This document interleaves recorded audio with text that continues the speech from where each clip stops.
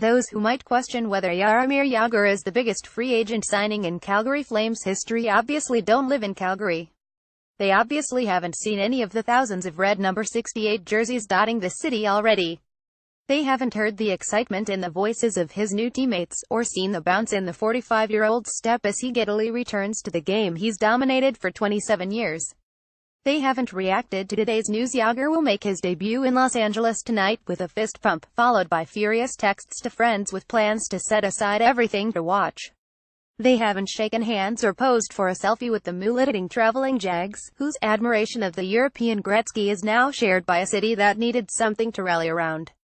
The arena situation looks dire, the mayoralty race is daunting, the economy is still sagging, and the future is further clouded by news an important pipeline has been victimized by politicians out east.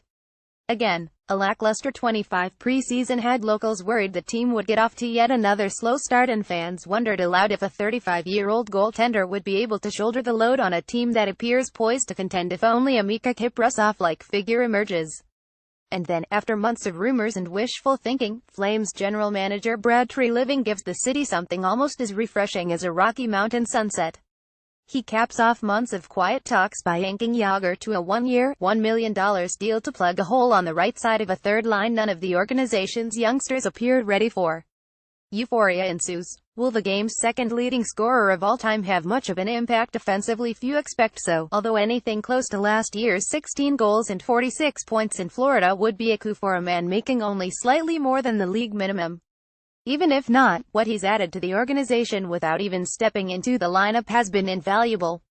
Young leaders like Matthew Tkachuk, Sean Monahan, Johnny Gaudreau and Sam Bennett are jacked up about learning whatever they can from the five-time NHL scoring champ. A residual benefit is that the team's young core will spend the year shielded from the scrutiny that generally comes with being the cornerstones of a Canadian club. Although he's expected to be little more than a role player on the third line and second power play unit, Jagr is now the face of the franchise. He will be the first player the media in every city will want to interview, which will be a welcome change for the likes of Dougie Hamilton, TJ Brodie, Gaudreau and Monahan.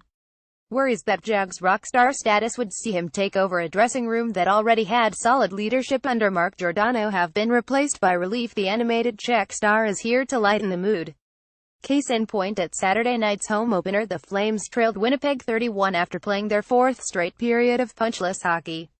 And while hockey players have been trained to mope around when things aren't going well, there was Jagr having a blast with the traveling Jags. During an in-house intermission interview he crashed. The video went viral, the fans went nuts, and the team went on a 5-goal run that turned a potentially horrid start around with a 6-3 win. Imagine a player unabashedly having fun with the fans, joking, "I'm going to try to play, but if I'm no good, I'll stay here all year and party." Not that there's a correlation, but the Flames are now on a 2-game streak, which includes winning their first game in Anaheim in 13 years Monday. The entire hockey world is excited to see Jag's debut, but the anticipation in Calgary is off the charts as fans check their Twitter feeds every morning for news on his status. Tonight they'll get their wish when he'll suit up in Los Angeles alongside Bennett and Chris Versteeg on the third line. Hockey needs Jagr. Make that. Hockey needs more characters like Jagr. In a hockey culture in which beige is the new black, he seems to understand above all else that hockey is in the entertainment business. On and off the ice, he's never failed to deliver on that front. Part of the added excitement in town stems from the foreign feeling of his arrival. Calgary has never been a destination for free agents with any sort of star status, which is why some believe Jagr jersey sales in Calgary will more than pay for his contract and potential $1 million in bonuses.